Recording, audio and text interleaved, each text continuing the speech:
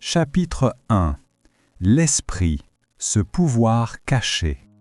Je suis Al-Nilam, et je vous invite à entrer dans un théâtre peuplé d'ombre et de lumière, où chaque pensée est une ampoule qui s'allume dans une nuit intérieure. Imaginez-vous au centre d'une salle vaste et silencieuse. Autour de vous, des dizaines de milliers de projecteurs, vos neurones s'éveillent, s'entrelacent, se taisent. Et une carte mouvante se dessine, votre esprit.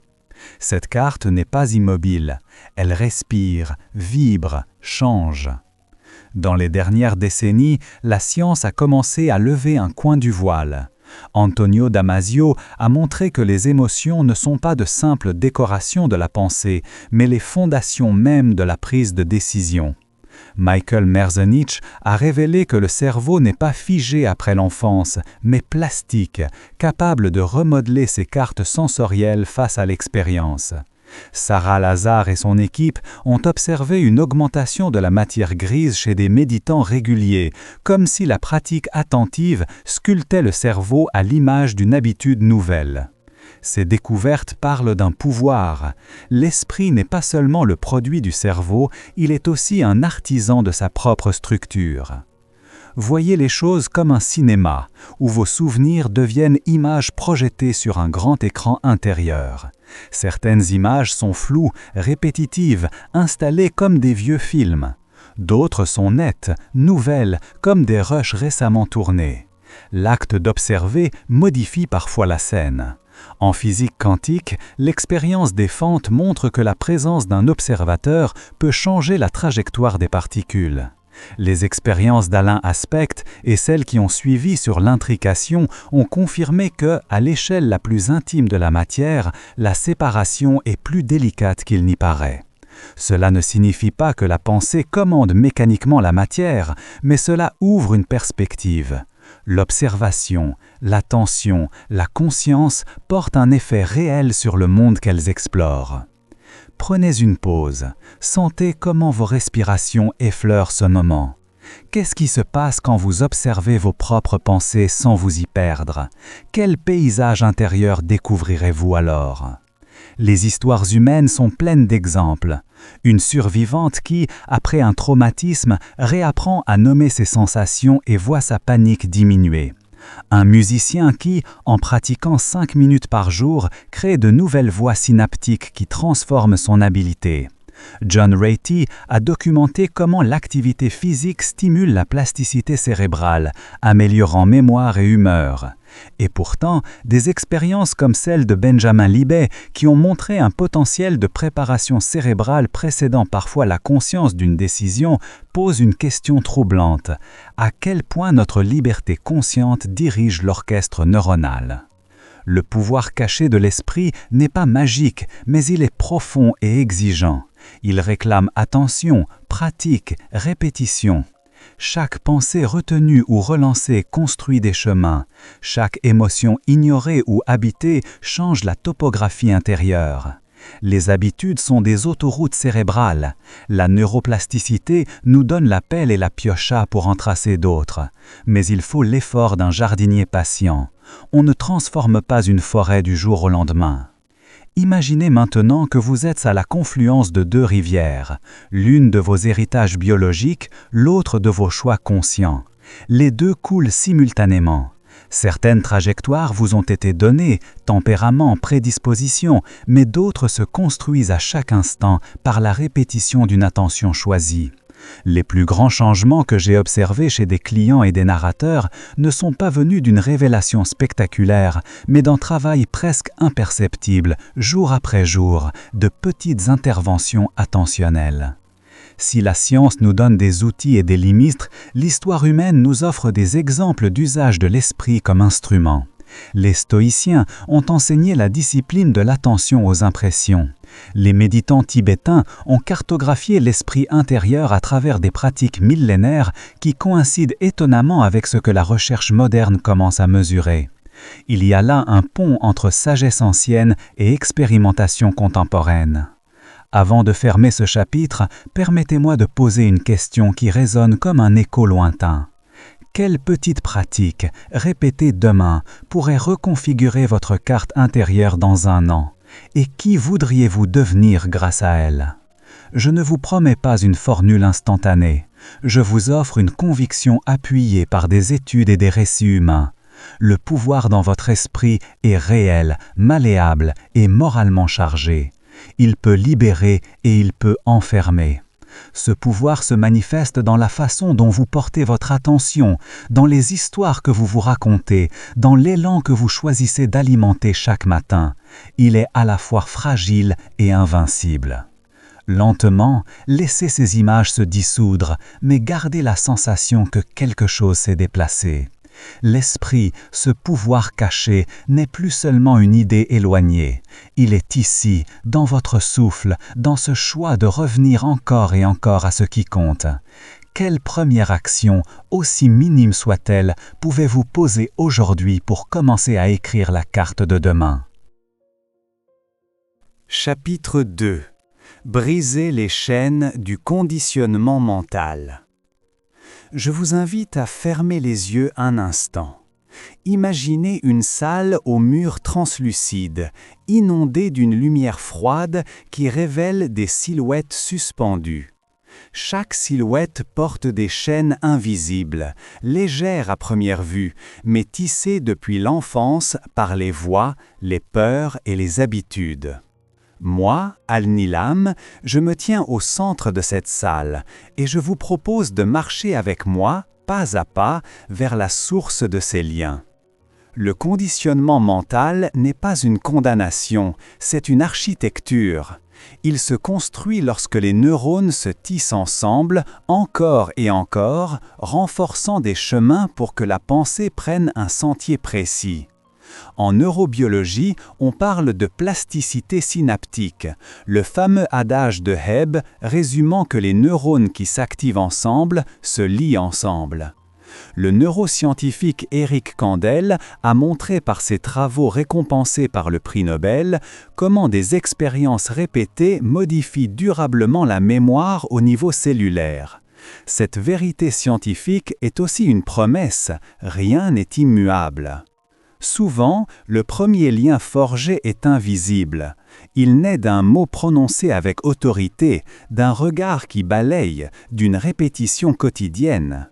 Ivan Pavlov a cartographié ce processus avec ses chiens, montrant que la répétition peut associer un son à une salivation. B.F. Skinner a approfondi la mécanique des renforcements et Martin Seligman a révélé comment l'impuissance apprise éteint l'élan vital. Ces études ne sont pas de simples anecdotes historiques, ce sont des lanternes qui éclairent la mécanique interne du conditionnement. Respirez.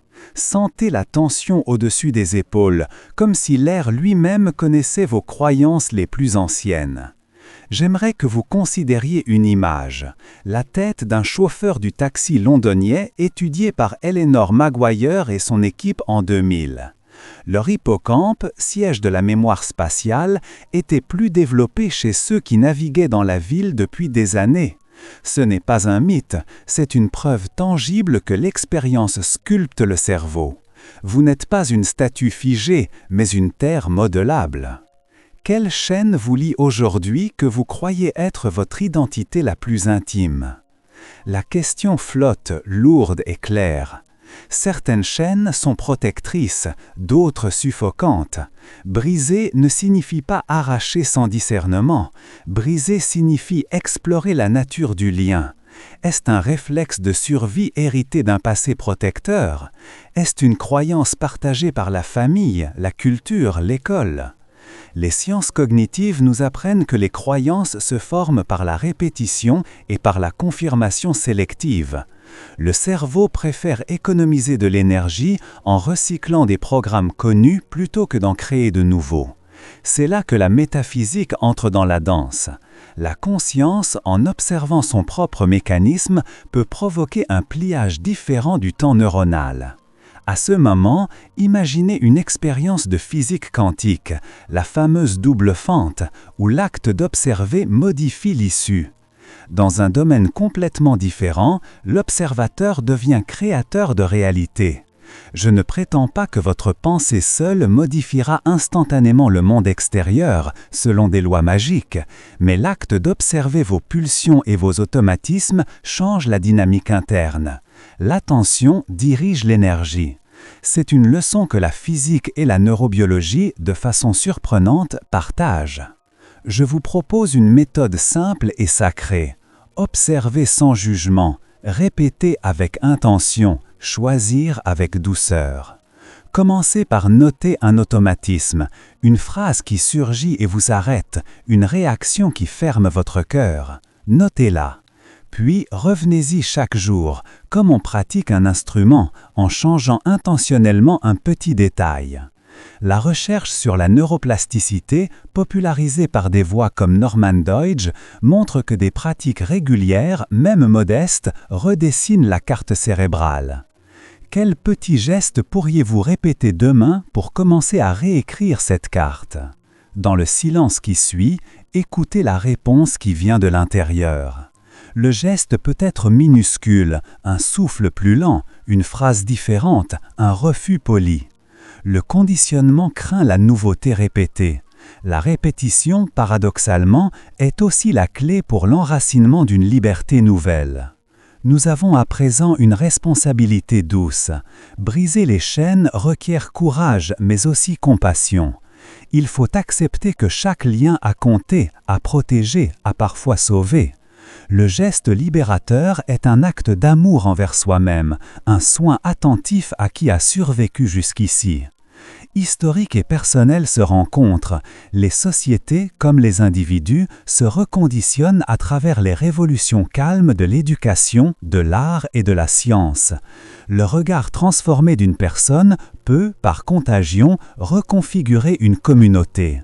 Si vous restez maintenant patient, je vous confierai ceci. La liberté n'est pas une absence de contraintes, mais la capacité de choisir quelles contraintes vous servent.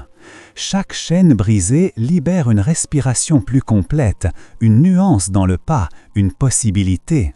La science nous a montré le chemin, l'histoire nous en a fourni les récits, et la métaphysique nous rappelle que l'observation consciente est déjà une première libération. Quel pas allez-vous poser aujourd'hui pour honorer le changement que vous souhaitez incarner? Marchez doucement et souvenez-vous que la transformation se gagne une respiration à la fois. Chapitre 3. La puissance créatrice de la pensée consciente. Je suis Al-Nilam. Respire avec moi une seconde, comme si l'air pouvait révéler une intention ancienne, une clé enfouie sous la langue du monde. Il y a une force silencieuse qui nous habite, une lumière mentale qui sculpte la matière ténue de nos jours. Nous l'appelons pensée consciente, et elle n'est pas seulement un théâtre intérieur, elle est acte, architecte, alchimie. Imagine une scène au ralenti, tes pensées comme des gouttes qui tombent dans un lac. Chaque goutte crée des cercles qui se croisent, qui se renforcent, qui parfois s'annulent. Dans ton cerveau, ces gouttes sont des impulsions électriques et chimiques qui tissent des chemins. Donald Hebb l'a formulé il y a plus de 7 décennies. Les neurones qui s'activent ensemble se lient ensemble. Cette règle simple a été confirmée par des décennies de neurosciences, du travail de Eric Kandel sur la mémoire jusqu'aux imageries cérébrales qui montrent que l'imagerie mentale active les mêmes réseaux que la perception réelle, comme l'a démontré Stéphane Koslin. Ta pensée n'est pas une abstraction, elle façonne les circuits mêmes qui te font être. La conscience est aussi un projecteur. Antonio Damasio a montré que l'émotion est le compas de la raison, que nos choix naissent d'un mélange indissociable de logique et de sentiment. Ce que tu penses et ce que tu ressens se répondent et l'un façonne l'autre. Des études en neuroplasticité indiquent que la répétition d'une intention modifie la matière grise, renforce des synapses, efface d'autres traces. Ce n'est pas mystique, c'est biologie, c'est pavage silencieux du chemin qui devient toi. Et pourtant, la question de la responsabilité consciente demeure. Dans les années 1980, les expériences de Benjamin Libet ont montré que dans certains gestes, une activité cérébrale précède la prise de conscience de l'intention. Beaucoup ont lu cela comme une condamnation de la liberté. Mais Libet lui-même a introduit l'idée du veto conscient. La conscience peut retenir, modeler, choisir autrement. La puissance créatrice de la pensée consciente ne réside pas seulement dans l'initiation immédiate, mais dans la capacité de sculpter, d'élaguer, de persister. Pense à ces instants où une idée revient encore et encore. À force de répétition, elle prend du poids, le cerveau se remodèle. Les réseaux par défaut étudiés par Marcus Reichel et ses collègues montrent comment les pensées spontanées et l'imagination sont des terrains fertiles pour la création. Quand tu laisses ton esprit vagabonder, tu n'es pas perdu, tu tisses des possibilités. La science dit que notre imagination active des régions préfrontales et sensorielles identiques à celles utilisées pour planifier et percevoir. Ce que tu imagines a donc une voie d'accès direct au monde interne. Maintenant, imagine la conscience comme un observateur qui éclaire un tableau en clair-obscur. En physique quantique, l'expérience des fentes de Young et ses avatars modernes nous montrent qu'observer modifie le comportement des particules. Ce n'est pas une preuve directe que la pensée humaine change la réalité à distance, mais c'est une métaphore puissante. L'acte d'observer engage le monde. Que signifie pour toi d'être cet observateur au quotidien? Quelle image cultives-tu quand tu te regardes dans les miroirs de ton esprit? Il y a des protocoles concrets pour utiliser cette force créatrice. La pratique soutenue de la visualisation, complétée par l'émotion authentique, déclenche des réponses physiologiques mesurables. Le cœur accélère, la peau se charge, les voies neuronales s'emplissent. Des études sur la méditation et la pleine conscience montrent une réduction de l'amygdale, une meilleure régulation du stress, une augmentation de la matière grise dans l'hippocampe. Ton attention dirigée est un instrument médical et créatif à la fois. Mais la pensée consciente exige honnêteté. Imaginer un avenir sans accepter les zones d'ombre, contourner les blessures sans les reconnaître, c'est construire sur du sable. Le pouvoir réel vient quand tu observes sans jugement, quand tu regardes tes images intérieures avec curiosité et fermeté. C'est là que la neuroplasticité devient une alliée. Tu peux affaiblir des connexions nocives et en renforcer d'autres plus saines par la répétition intentionnelle. Il arrive aussi que la pensée consciente se confronte à des mythes. Certains cherchent des raccourcis, des promesses instantanées, des formules magiques. La science et l'expérience nous rappellent que la transformation est souvent lente, ponctuée d'échecs et de petites victoires. Les grandes restructurations demandent persévérance, contexte social favorable et pratiques régulières. Le cerveau apprend comme en muscle, il répond à l'entraînement patiemment, parfois obstinément. Avant d'avancer, pose-toi ceci. Si ta pensée est une force créatrice, quelles habitudes mentales cultives-tu chaque jour pour sculpter la personne que tu veux devenir? Pense à ton prochain geste, à la voix que tu t'adresses le matin, à la manière dont tu alimentes ton imaginaire. Chaque instant est une opportunité de modeler, de réparer, de créer. La puissance créatrice de la pensée consciente n'est pas un don réservé à quelques élus, c'est une capacité humaine, mesurable, entraînable. Commence par un souffle, une image, une répétition emplie de sens. Observe ce qui change dans ton corps, dans tes choix, dans la manière dont le monde te renvoie son écho. Dans le silence qui suit, écoute la petite voix qui sait ce que tu as vraiment besoin. Prends-la par la main. Et souviens-toi que penser consciemment, c'est être artisan de sa vie. C'est allumer, goutte à goutte, une lumière qui transforme un paysage entier. Chapitre 4. L'émotion, le catalyseur de la transformation mentale. Annie Lam entre dans la salle sombre d'une mémoire qui palpite. Il y a une lumière chaude au fond, un souffle qui agite des rideaux invisibles. Cette lumière, ce souffle, c'est l'émotion. Elle n'est ni bonne ni mauvaise en soi. Elle est force, signal, matière première.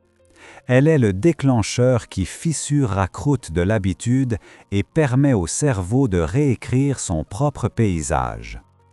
Je vous conduis dans ce lieu intime. Marchez lentement. Sentez le sol sous vos pieds. Les neurosciences nous délivrent des clés qui ne sonnent pas comme de la magie, mais comme des mécanismes puissants. Antonio Damasio a démontré que l'émotion est essentielle à la prise de décision. Sans elle, le raisonnement perd son ancrage. Il flotte sans boussole. L'amygdale, petit noyau en forme d'amande, colore nos souvenirs d'intensité.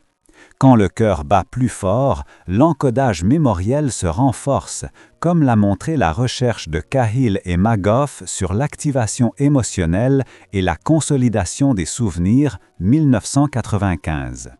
Imaginez maintenant une route de montagne que vous avez toujours prise sans regarder vraiment.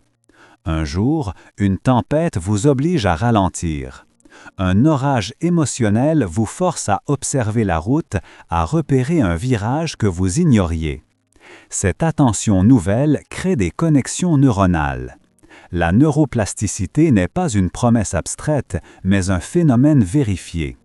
Des études d'imagerie montrent que l'entraînement et l'expérience modifient la matière grise, comme dans l'étude des chauffeurs de taxi de Londres où l'hippocampe des conducteurs expérimentés s'est développé en fonction de la navigation spatiale. Maguire et al. 2000, et comme le montre aussi la recherche de Dragansky et al. 2004 sur l'apprentissage d'habiletés nouvelles.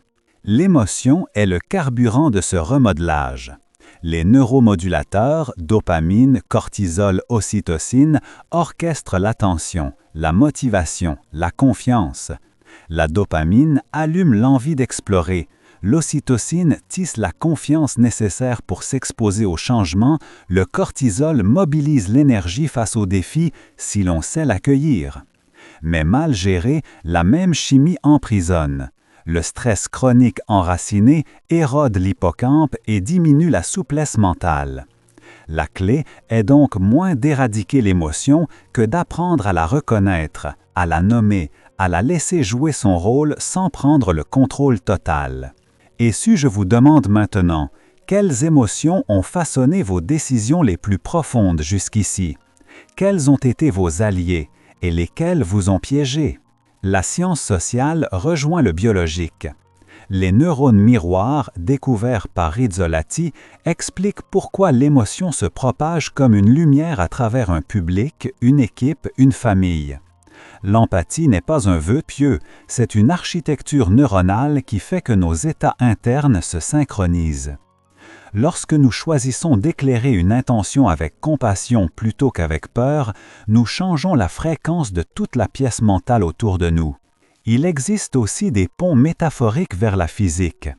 L'effet de l'observateur dans la mécanique quantique, la manière dont l'acte de mesurer influence le système observé, n'est pas une preuve que la pensée crée la matière, mais c'est une invitation à considérer le rôle de l'attention.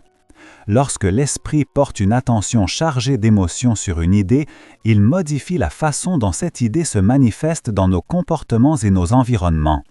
L'observation intentionnelle active des schémas d'action. De la même façon que l'électron réagit au regard qui le mesure, le projet intérieur réagit à la conscience qui le nourrit. Le coaching émotionnel, la méditation, les pratiques de pleine conscience offrent des outils concrets pour transformer l'émotion en catalyseur créatif. Des études contrôlées montrent que la méditation régulière modifie l'activité du cortex préfrontal et réduit l'amygdale, améliorant la régulation émotionnelle et la résilience. Ce sont des techniques pour apprendre à tenir la flamme sans se brûler, pour apprivoiser le feu sans l'éteindre. Pensez à un moment où une émotion a ouvert une porte pour vous, où l'élan vous a permis d'apprendre, d'agir autrement. Que ressentiez-vous exactement dans votre corps à cet instant? Où était la tension? Où la détente? La transformation mentale naît de cette alliance subtile. Laissez l'émotion exister, mais la guider par l'attention et l'intention. Le récit interne change lorsque nous changeons notre posture envers nos affects. Remplacez la condamnation par la curiosité, la panique par la question attentive, la honte par la compassion, ce sont des gestes d'orfèvre qui réfabriquent des circuits entiers. Pour conclure, souvenez-vous que chaque émotion est une note dans la symphonie de votre devenir. Certaines notes sont dissonantes, d'autres sont lumineuses. Écoutez sans fuir, apprenez à orchestrer. Appuyez-vous sur les découvertes des sciences pour comprendre que ces mouvements ne sont pas mystiques, mais biologiques et adaptables. Le catalyseur est là, vibrant, à portée de conscience. Alors dites-moi, quelle émotion êtes-vous prêt à cultiver, à transformer aujourd'hui pour que votre carte mentale prenne une nouvelle géographie? Chapitre 5. Les lois universelles de la métaphysique occulte. Il y a des lieux où le silence semble respirer, des chambres anciennes, des bibliothèques dont les livres sentent la cire et le temps, où l'on peut presque entendre les lois invisibles s'ordonner. C'est là que commence ce chapitre, comme si la métaphysique occulte n'était pas d'abord une théorie, mais une respiration profonde qui se déploie dans le corps et le monde. Je suis Al-Nilam, et je vous invite à écouter ces lois comme on écoute une mère au petit matin, attentive, humble, éveillée. La première loi que je veux vous montrer est celle de la correspondance. Les anciens hermétistes disaient « autant en substance que comme en haut, ainsi en bas ». Cette maxime n'est pas seulement poétique, elle est observée aujourd'hui à travers la manière dont notre cerveau reflète le monde extérieur. Les recherches en neurosciences montrent que notre perception n'est pas une fenêtre neutre sur la réalité, mais une construction active. Le cortex visuel et le réseau de l'attention modulent ce que nous considérons comme réel, un phénomène documenté par les études d'imagerie fonctionnelle. Notre monde intérieur et le monde extérieur se répondent, comme deux instruments accordés par une même main. Vous avez peut-être ressenti ce miroir intérieur quand une pensée a changé votre journée entière. Qu'est-ce qui, aujourd'hui, dans votre paysage intérieur, résonne avec le monde autour de vous? La deuxième loi parle de vibration. La physique moderne, loin d'avoir tué le mysticisme, l'a parfois confirmé dans ses observations les plus profondes. John Bell, avec son théorème et les expériences d'Alain Aspect dans les années 1980, ont montré que des particules séparées peuvent rester corrélées d'une manière qui dépasse l'intuition locale. La mécanique quantique démontre que la réalité comporte des couches où la séparation n'est pas absolue. Si, au niveau microscopique, il existe un tissage subtil reliant des éléments distants, la métaphysique occulte nous enseigne que la vibration, pensée, intention, émotion traverse ces mailles invisibles. La troisième loi est celle de l'intention dirigée. La neuroplasticité, mise en lumière par des chercheurs comme Michael Merzenich et popularisée par Norman Doidge, montre que le cerveau se remodèle en fonction de l'usage. La méditation, étudiée par Sarah Lazar en 2005, a même montré des augmentations de matière grise dans des régions liées à l'attention et à l'empathie. L'intention répétée sculpte la matière cérébrale et par extension, elle sculpte la manière dont nous habitons le monde. Prendre une intention, l'aligner avec une pratique, c'est déposer une graine dans un sol qui répondra. Avez-vous déjà observé une habitude qui, par simple répétition, a transformé votre sensibilité au monde? La quatrième loi est celle du symbole.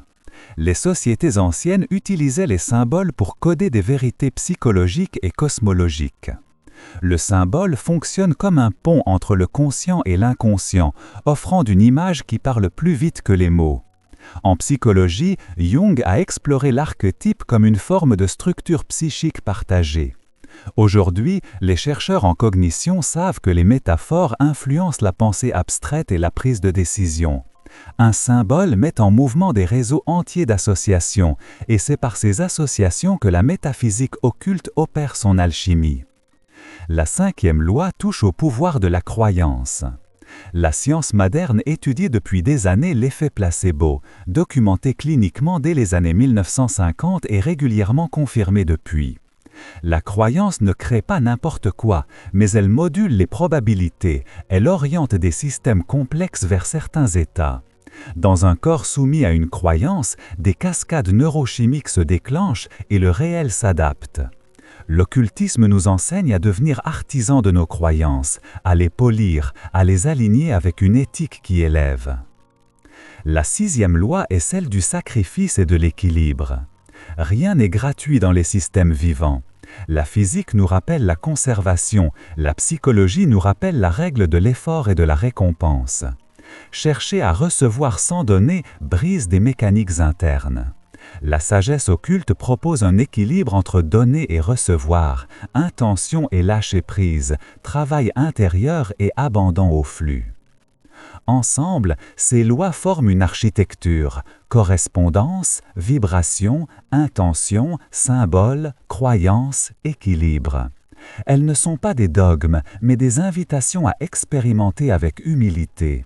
Elles demandent du courage parce qu'elles requièrent que l'on se mette en mouvement, que l'on transforme ses habitudes, que l'on écoute son corps et ses rêves.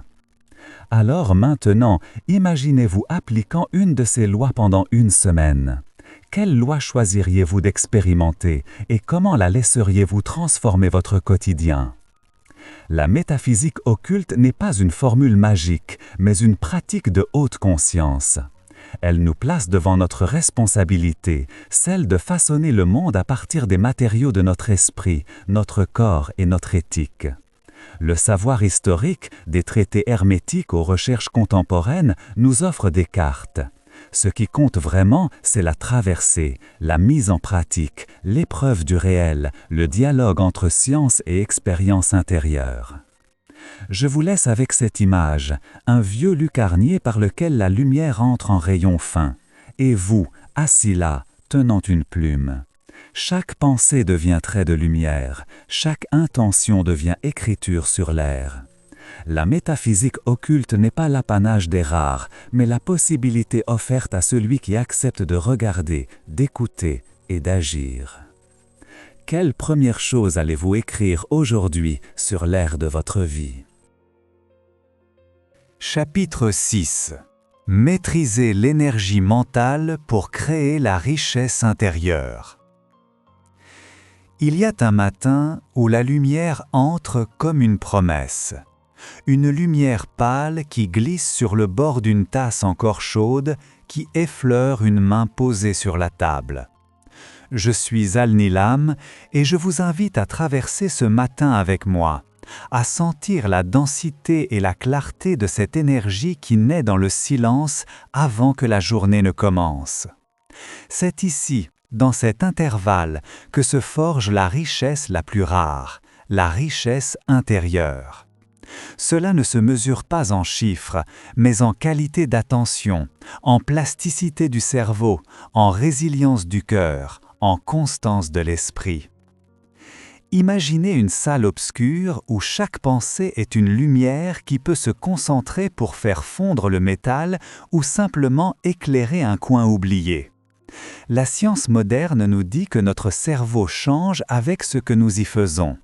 Les taxi drivers de Londres, étudiés par Eleanor Maguire et son équipe en 2000, montrent une augmentation de la matière grise dans l'hippocampe liée à la navigation spatiale. Ce n'est pas magique, c'est neuroplasticité. Le tissu cérébral se réorganise selon l'usage. De même, des recherches sur la méditation, notamment celles compilées par Britta Hölzel et ses collaborateurs en 2011, indiquent des modifications structurales dans l'hippocampe et une diminution de l'activité de l'amygdale liée au stress. Autrement dit, la manière dont vous orientez votre attention modèle le paysage même de votre esprit. La maîtrise de l'énergie mentale n'est pas une discipline de l'effort brut, c'est plutôt une chorégraphie subtile entre concentration et repos, intention et observation. Les neurosciences décrivent des réseaux comme le Default Mode Network, mis en lumière par Marcus Reichel et ses pairs, qui s'activent quand l'esprit vagabonde. Cette errance mentale peut nourrir la créativité ou diluer votre énergie. Apprendre à basculer consciemment entre réseau de tâches et réseau par défaut, c'est apprendre à diriger un orchestre invisible. Fermez les yeux un instant. Imaginez la sensation d'une pensée puissante qui traverse votre esprit, comme une flèche de lumière. Où va-t-elle? Que fait-elle en chemin? La physique quantique évoque aussi, timidement et souvent mal interprétée, l'idée que l'observateur influence le système mesuré. Les expériences de la double fente, enseignées par Richard Feynman comme le cœur du mystère quantique, montrent que l'acte de mesurer change le résultat. Ce n'est pas une preuve que la conscience crée la réalité à l'échelle macroscopique, mais c'est une invitation à reconnaître que notre manière d'observer le monde, notre attention, nos attentes, modulent notre expérience du réel. En psychologie, Carol Dweck a montré que l'état d'esprit de croissance transforme les performances et l'apprentissage. Penser en termes de possibilités réoriente l'énergie mentale vers l'expansion plutôt que vers la défense.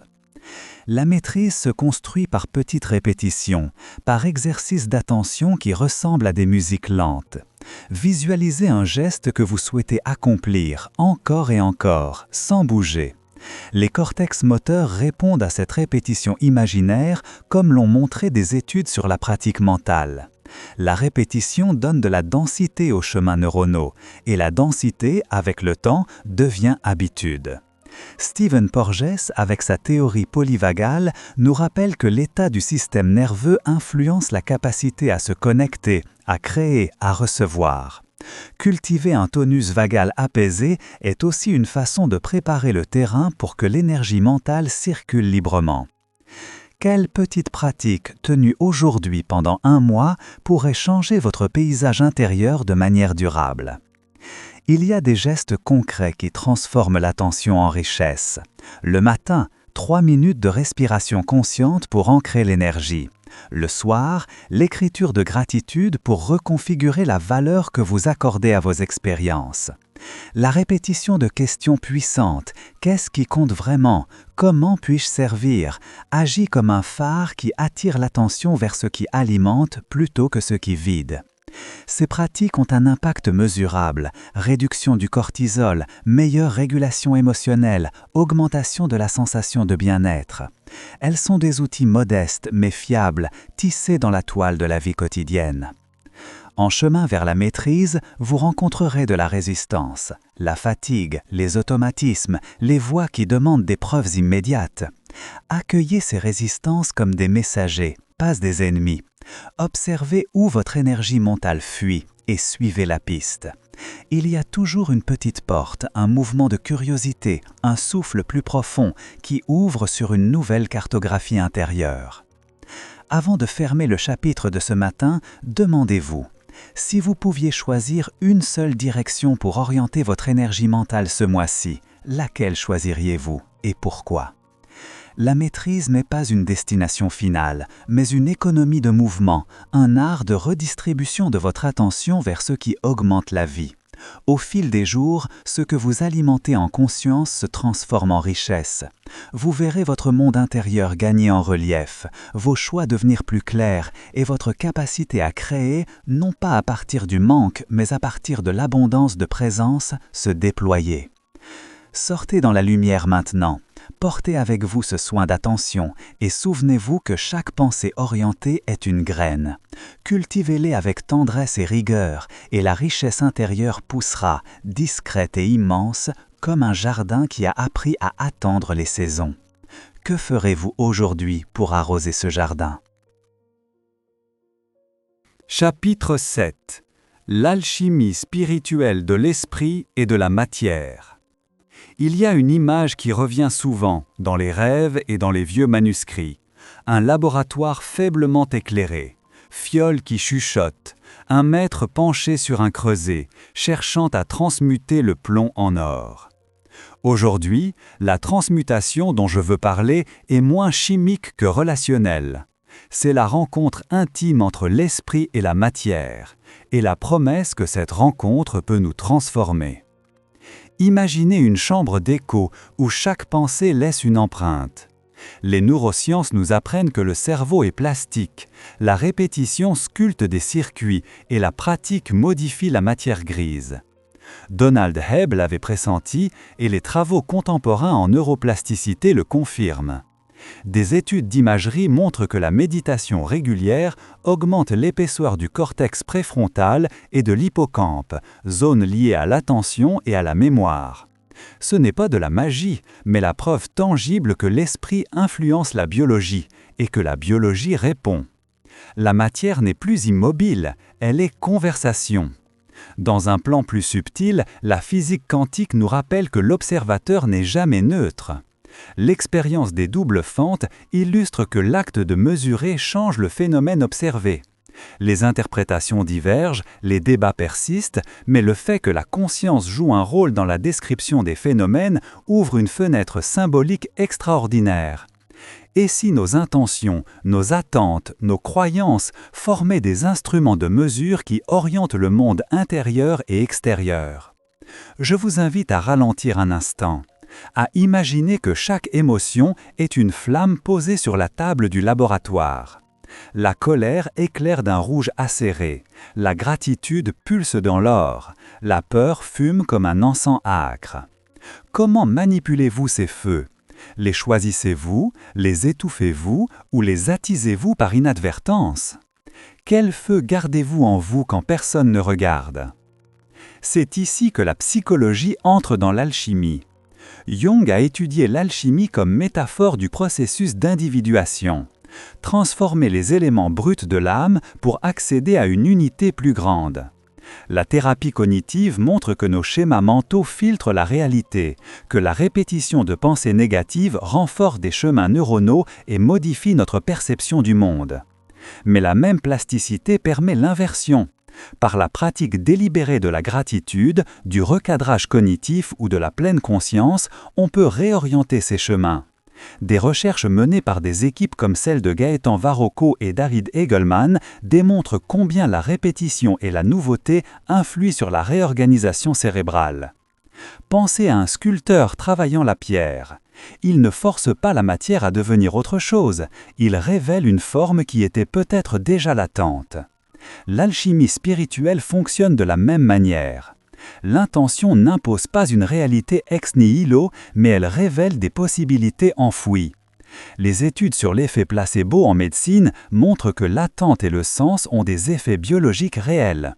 L'endorphine et la dopamine peuvent être mobilisées par la simple croyance en un traitement. Ce sont des indices que la conscience peut orienter des réponses corporelles puissantes. Fermez les yeux quelques secondes. Souvenez-vous d'un moment où une pensée a changé la couleur d'une journée. Peut-être un compliment inattendu, un souvenir d'enfance, une décision prise dans la clarté. Comment cette pensée a-t-elle modifié votre posture, votre respiration, votre regard sur le monde? Les grands alchimistes de l'histoire comme Paracelse jouaient avec les métaux et les poisons, mais ils parlaient aussi d'un processus intérieur. Leur langage était codé, parfois mystique, souvent scientifique à l'aube de la chimie moderne. Aujourd'hui, nous avons accès à des cartes du cerveau et à des tests qui donnent du sens à ces anciens symboles. Ce qui était poésie devient preuve, et la poésie revient pour donner du sens à la preuve. L'alchimie spirituelle propose une méthode pratique. Observer, nommer, transformer. Observer sans jugement l'état interne. Nommer les émotions et les pensées pour les rendre maniables. Transformer par des actions précises, un changement d'attention, une respiration consciente, un acte de bonté. Des études de psychologie montrent que des interventions courtes, comme la pratique quotidienne de la gratitude pendant 3 semaines, conduisent à une augmentation mesurable du bien-être et de l'optimisme. La matière, notre corps, nos relations, notre environnement répond à ces micro-interventions répétées. Et pourtant, il y a un art dans cette science. Il ne s'agit pas d'une recette mécanique. L'alchimie est une danse entre patience et audace. Parfois, il faut laisser mijoter, savoir attendre que la complexité se tisse. D'autres fois, il faut agir avec fermeté, casser une vieille habitude comme on brise une croûte pour atteindre le cœur tendre. Si l'esprit peut sculpter la matière, quelle forme voulez-vous que prenne votre monde ? Dans la pénombre du laboratoire intérieur, il y a des instruments subtils, l'intention, l'attention, la régulation émotionnelle. En les accordant, on crée une vibration harmonique qui influence le fonctionnement neuronal et la qualité de nos interactions. Ce n'est pas une promesse de contrôle absolu, mais une invitation à co-créer. L'alchimie spirituelle n'efface pas le hasard, elle amplifie la présence. Quand vous quitterez ce chapitre, emportez une image simple. Vous êtes à la fois artisan et matériau. Les découvertes des neurosciences, le mystère quantique, les récits des alchimistes et les preuves psychologiques ne sont pas des autorités extérieures à maîtriser, mais des compagnons qui éclairent votre chemin. À chaque pensée, à chaque respiration, vous écrivez un peu plus la matière de votre vie et vous suivez la vieille promesse humaine, transformer le plomb du quotidien en l'or d'un sens retrouvé. Chapitre 8. Techniques avancées de programmation mentale et méditation. Je suis Al-Nilam, et je te propose de marcher dans une pièce obscure où la lumière entre par une fente mince. Le souffle est lent, le temps semble étiré. Ici commence la programmation du mental avancé, une pratique qui ne se limite pas à des affirmations vides, mais qui travaille la matière même de le cerveau, la structure et la fonction, jusqu'à ce que la vie change. Imagine une salle de cinéma arrière, la peau d'un piano muet, et la voix intérieure qui devient musique. La neuroscience nous dit que cette musique a un pouvoir réel. Des recherches de Sarah Lazar à Harvard ont montré que la méditation est associée à un épaississement du cortex préfrontal, région du cerveau liée à la régulation émotionnelle et à l'attention. Des études comme celle de Dragansky et Hall ont montré que apprendre une nouvelle compétence provoque des modifications de la matière grise. Ainsi, la répétition transforme la biologie, et la biologie transforme le monde que la personne perçoit. La technique avancée commence par une mise en scène sensorielle. Allonge-toi ou marche lentement. Respire par le nez. Porte ton attention sur l'expansion de le cage thoracique et la sensation de le diaphragme qui descend. Ce mouvement active le système vagal, vecteur de calme. Stephen Porges a décrit comment le système vagal favorise la connexion sociale et la régulation du stress. Une respiration profonde n'est pas seulement un geste symbolique, elle est un acte de reprogrammation physiologique. Puis vient la visualisation dirigée. Les études de Motor Imagery montrent que le cortex moteur s'active même quand le corps est immobile.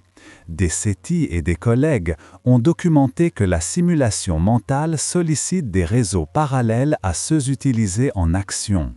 Ainsi, imagine un geste précis, ressens le poids, la tension, la joie de la réussite.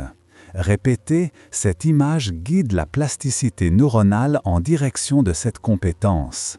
Visualiser ce que tu veux accomplir est un entraînement du cerveau, pas un rêve futile. Tu es assis face à un miroir intérieur. Dans le silence, prononce mentalement une intention claire selon 3 critères. Sens, présent et émotion. Sens, la raison profonde de l'objectif. Présent, formule comme si cela est déjà présent. Émotion, associe une vibration corporelle détaillée. Ces 3 éléments agissent comme un code que le cerveau de la personne décodera sans effort. La psychothérapie moderne et les approches cognitives montrent que créer de nouvelles représentations mentales est essentiel pour modifier les schémas de pensée. Norman Doidge et autres ont popularisé le concept de neuroplasticité pour rappeler que même un cerveau âgé peut se remodeler. Pause et question. Quelle image mentale tient la plus grande place en toi en ce moment? Et que se passerait-il si tu lui donnais le pouvoir de modeler ta journée pendant une semaine? Avance maintenant vers la méditation de type focalisé et la méditation de type ouvert. Le premier est ancré sur un objet, souffle, sensation, son. Le second est une présence sensible, un espace de conscience qui observe sans saisir. Jon Kabat-Zinn a étudié la méditation en pleine conscience et a montré son efficacité pour réduire l'anxiété et la douleur chronique. Les neurosciences modernes indiquent que ces deux pratiques modulent le réseau par défaut de le cerveau, ce réseau impliqué dans la rumination et la construction de l'ego. Marcus Reichel et d'autres ont cartographié le réseau par défaut et montré comment la méditation peut diminuer son activité, libérant de l'espace mental. Technique pratique. Alterne 20 minutes de méditation focalisée avec 10 minutes de méditation ouverte. Au début, note chaque distraction sans jugement, puis laisse partir. Chaque fois que tu reviens, tu envoies un signal à ton cerveau, cela est le nouveau chemin. Les études d'imagerie fonctionnelle montrent que la répétition de ces retours renforce la connectivité entre le cortex préfrontal et les structures limbiques, réduisant la réactivité émotionnelle. Ensuite, intègre la programmation mentale au réveil et au sommeil. Le moment qui suit le réveil et le moment qui précède le sommeil sont des fenêtres de plasticité. Utilise des scripts courts en présent avec sensations corporelles. Imagine les détails sensoriels, la texture, la température, le mouvement. Les athlètes de haut niveau utilisent la réhearsal mentale pour optimiser la performance. Les résultats sont vérifiés par la science du sport. Mental Practice renforce la représentation motrice et améliore la performance quand combinée à l'entraînement physique. Dernière couche, la cohérence cœur-cerveau. Le biofeedback étudie que synchroniser le rythme cardiaque avec la respiration induit un état de cohérence physiologique, réduisant le cortisol et augmentant la variabilité de la fréquence cardiaque, indice de résilience. Ce n'est pas de la magie, c'est la biologie qui répond à un signal répétitif et cohérent. Pause, encore et question. Si tu acceptes que ton cerveau est plastique et que ton cœur peut influencer la pensée, quelle première habitude simple es-tu prêt à introduire aujourd'hui pour transformer le cours de les prochains mois? Je termine cette séance comme on referme une porte sans claquer. La programmation mentale avancée est une combinaison de science et d'art. Elle demande discipline, compassion pour soi et patience. Les études offrent la carte, la pratique offre le chemin. Rappelle-toi que chaque respiration est une invitation à reprogrammer. Chaque image est une brique, chaque retour à le présent est un acte de courage. Avance, pas à pas, et regarde le monde extérieur se réaligner sur le monde que tu portes à l'intérieur. Chapitre 9. Vivre l'éveil, l'esprit libéré et la réalisation de soi. Je vous invite à fermer les yeux un instant, à sentir la respiration comme une mer lente qui vient et repart. Le monde qui existait avant ce souffle n'a pas disparu, mais quelque chose en vous a changé de cadence. Vous marchez maintenant dans un couloir de lumière où les murs sont faits de mémoire et d'anticipation, et où l'éveil se révèle comme une ouverture progressive plutôt qu'un point d'arrivée brusque. Al-Nilam vous guide, doucement. Imaginez une salle silencieuse où un projecteur met au jour des images que vous pensiez être vous. Des pensées, des peurs, des désirs projetés sur un écran. Puis lentement, la main vient éteindre la lampe. L'écran perd de son pouvoir. C'est ainsi que se libère l'esprit, non pas en supprimant ce qui est, mais en découvrant qu'on n'est pas l'écran. Cette libération a un visage scientifique. Les chercheurs en neurosciences parlent du réseau du mode par défaut, DMN, ce réseau cérébral qui s'active quand l'esprit vagabonde et s'identifie à ses pensées. Des études comme celle dirigée par Judson Brewer et publiée dans les Proceedings of the National Academy of Sciences montrent que la pratique de la pleine conscience réduit l'activité du DMN et diminue la rumination. Ce changement n'est pas ésotérique, il est mesurable. Et ce n'est pas seulement une diminution d'activité. Des travaux menés par Sarah Lazar au Massachusetts General Hospital ont montré que la méditation régulière est associée à une plus grande épaisseur corticale dans des régions liées à l'attention et à la régulation émotionnelle. Le cerveau se transforme quand l'esprit apprend d'autres gestes. La réalisation de soi n'est donc pas une idée flottante, c'est aussi une plasticité qui s'installe dans la matière même du cerveau. Vous êtes à la fois histoire et adaptation. Sur ce chemin, la métaphore prend sa place. Pensez au sculpteur qui retire du marbre l'excès pour révéler la forme. L'éveil, lui, consiste souvent à enlever les couches d'identification. Et pourtant, enlevez une couche et une autre, et vous trouvez non un vide effrayant, mais une présence vaste et tranquille. Viktor Franklin a écrit que le sens peut surgir même au milieu de la souffrance, et sa leçon historique, née dans les ténèbres d'un camp de concentration, nous rappelle que l'âme humaine peut choisir son regard. De même, l'esprit libéré choisit sa relation aux événements, non comme un fatalisme, mais comme une possibilité d'émergence. Arrêtez-vous un instant. Que voyez-vous quand vous n'êtes plus pris par vos pensées? Quelle image intérieure reste et quelle lumière la traverse? La science quantique nous tend une autre fenêtre. Les expériences de la double fente où la simple présence d'un observateur modifie l'issue ne disent pas que l'esprit crée la réalité de façon magique, mais elles soulignent que notre relation à ce qui se montre change la nature de ce qui se manifeste. L'éveil opère d'une manière similaire.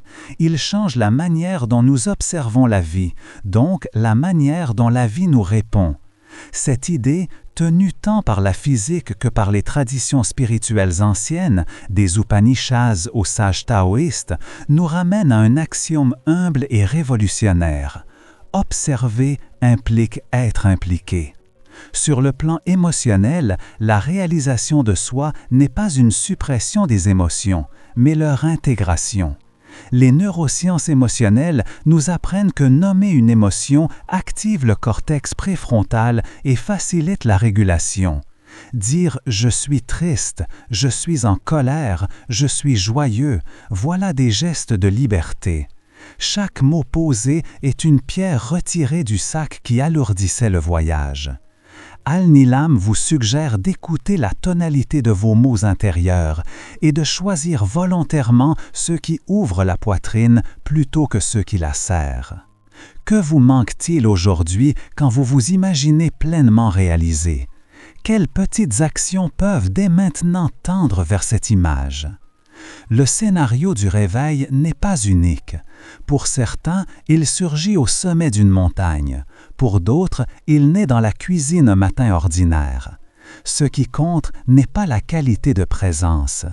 Le récit collectif et les rites anciens nous montrent des pratiques, méditation, prière, service, contemplation de la beauté, qui entraînent l'esprit à revenir au centre. Ce retour répété crée une autre histoire neuronale. Norman Doidge, en explorant la neuroplasticité, a raconté comment des personnes peuvent réapprendre et redessiner leur cerveau. Vous, lecteur, êtes cet atelier vivant où se modèlent continuellement habitudes et sens. Avant de clore ce chapitre, laissez une image vous habiter. Un grand lac, au matin, lisse comme un miroir, et au milieu de l'eau, une goutte qui tombe. L'onde se propage, mais le lac reste vaste. Ainsi, l'esprit libéré accueille les vagues et demeure l'espace qui les contient. La réalisation de soi n'est pas la conquête d'une montagne imprenable, mais la reconnaissance d'un vaste espace déjà là.